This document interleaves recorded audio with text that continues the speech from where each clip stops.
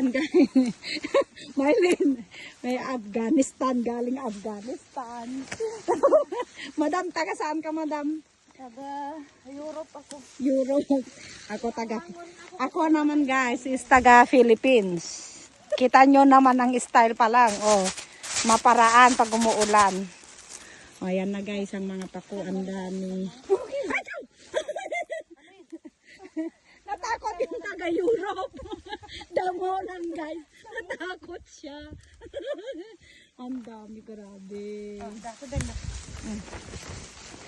Isan mo din sa nyo. Ayan na, sabay Igawan picture kita din. mamaya. Ako muna.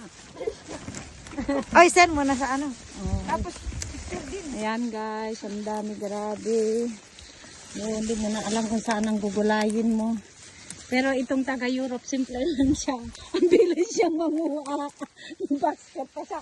Parang hindi ako maniwala na taga-Europe kasi may basket. Philippines yun eh. Binili ko ito sa Africa. Ay, Africa, kadami naman yan ang lugar niya. Hindi na ako maniwala dito. Grabe, ang daming paku guys. Pero kahit umuulan. Tapos ang straight din, dito din. Kinukuha ko kasi hindi na pinapansin ng taga-Africa. Dahil sa dami ng paku guys. Ang dami. Grabe, ang dami ba?